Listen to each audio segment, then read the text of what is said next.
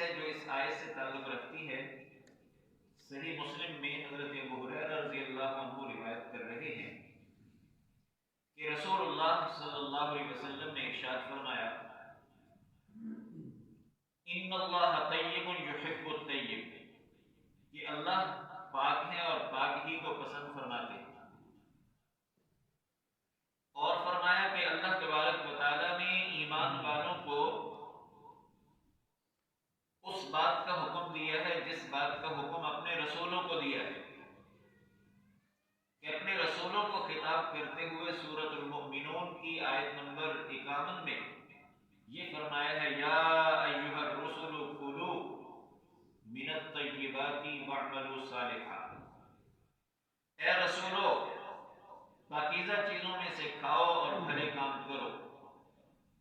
آپ صلی اللہ علیہ وسلم نے فرمایا کہ جو حکم وہاں رسولوں کو دیا وہی حکم اس آیت میں ایمان والوں کو دیا، کہ اے ایمان والو ہمارے دیے ہوئے رزق میں جو پاکیزہ چیزیں ہیں ان میں سے کھاؤ اور اللہ کا شکر بجا لاؤ۔ اور پھر آپ صلی اللہ علیہ وسلم نے ذکر کیا ایک ایسے شخص کا کہ وطن سے دور ہے، مسافر ہے، پراگندہ بال پراگندہ حال، اور گڑ گڑا کر دعائیں کر رہا ہے، یعنی اس کی ظاہری حالت اور کیفیت ایسی ہے کہ جو اللہ کی رحمت کو کھینچنے والی ہے۔ مسافرت یہ اللہ کی رحمت کو کھینچنے والی چیز، کسی شخص کا پراگندہ حال ہونا اللہ کی رحمت کو کھینچنے والی چیز، ضرورت مند ہونا اللہ کی رحمت کو کھینچنے کا باعث، اور پھر گڑ گڑانا اور اللہ سے مانگنا۔ لیکن آپ صلی اللہ علیہ وسلم یہ فرما رہے ہیں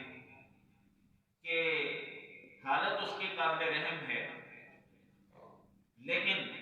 اس کا کھانا حرام کا، اس کا پینا حرام کا، اس کا پہننا حرام کا، فَأَنَّىٰ يُسْتَجَابُ لَهُ، کھانا پینا پہننا حرام کا ہوتے ہوئے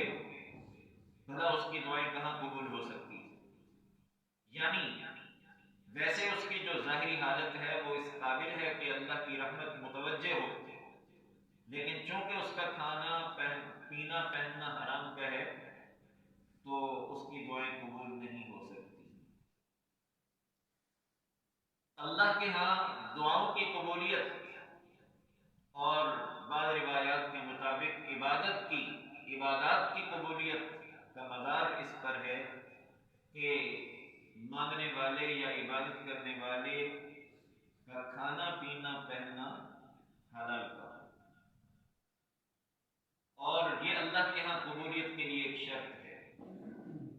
چنانچہ اسی کے مطابق جو سورۃ المؤمنون کی آیت ہے اس میں یہ دو حکموں کو اکٹھے کرنا کہ یا ایھا الرسل کلوا من الطیبات واعملوا صالحا، اے رسولو پاکیزہ چیزوں میں سے کھاؤ اور نیک عمل کرو۔ مفسرین نے وہاں نقطہ آفرینی کی ہے کہ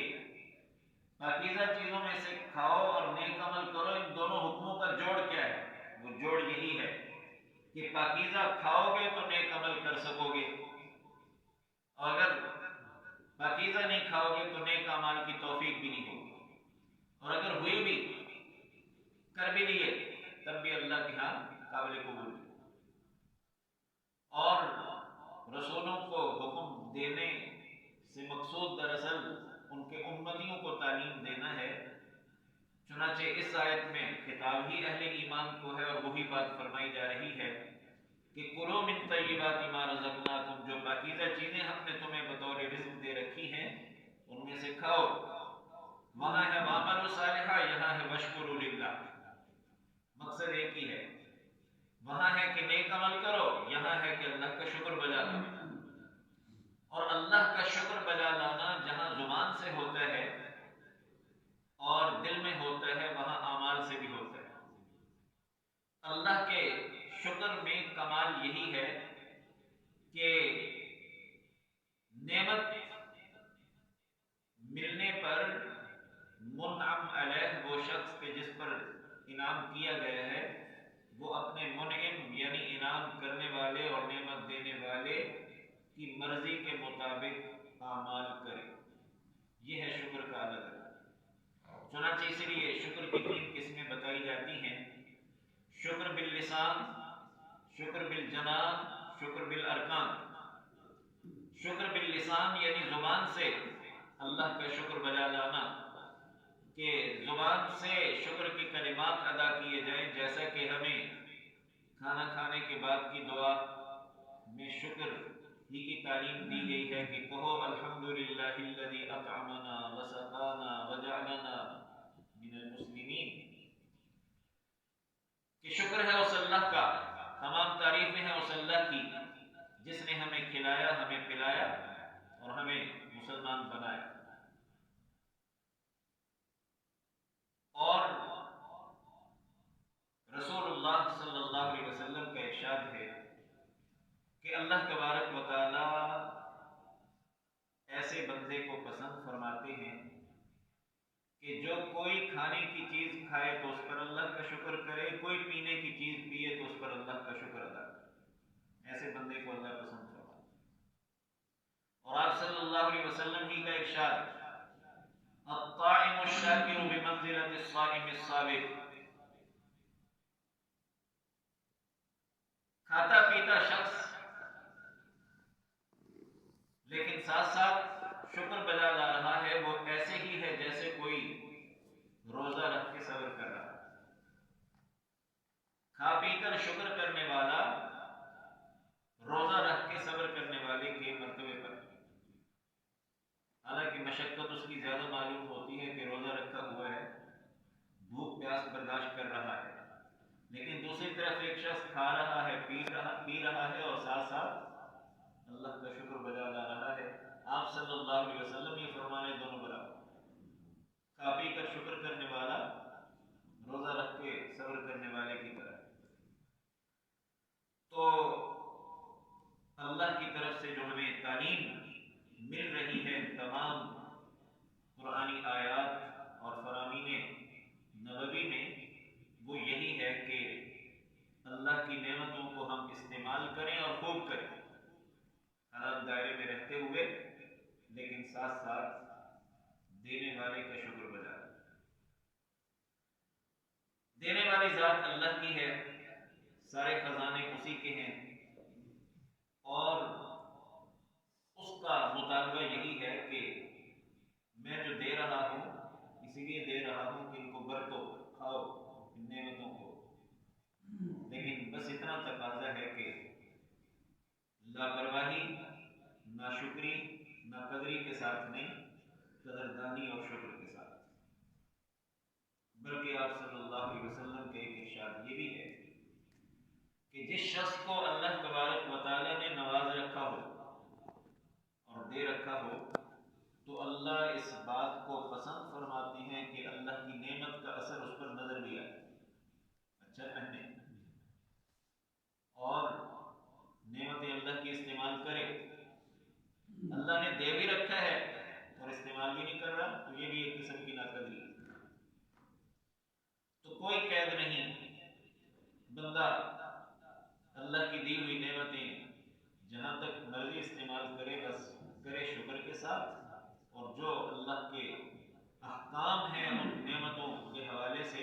उन अहकाम को बजा लाता रहे, उसमें अल्लाह के हक को भी पहचाने कि अल्लाह ने जो इतना दे रखा है उसमें से कुछ राह खुदा में खर्च भी करना है वो करे, और माली तकाजे पूरे करते हुए अल्लाह के दिए हुए माल को खूब इस्तेमाल करे, कोई हरज की बात नहीं। और यहां जो हुक्म देना मकसूद है वो ये है कि हमारे दिए हुए रिज्क में से पाकीज़ा चीजों को खाओ, इस्तेमाल करो। पाकीज़ा चीजों में जैसा कि पहले भी अर्ज किया गया, एक तो यह है कि अपनी जात के लिहाज से वो चीज पाकीज़ा और हलाल, जैसे ये पालतू जानवर जो हलाल बताए गए हैं, भेड़ बकरी है, गाय बैल है, ऊंट है, हलाल जानवर, ये खाओ, हराम ना खाओ, कुत्ता बिल्ला वगैरह। दूसरा ये कि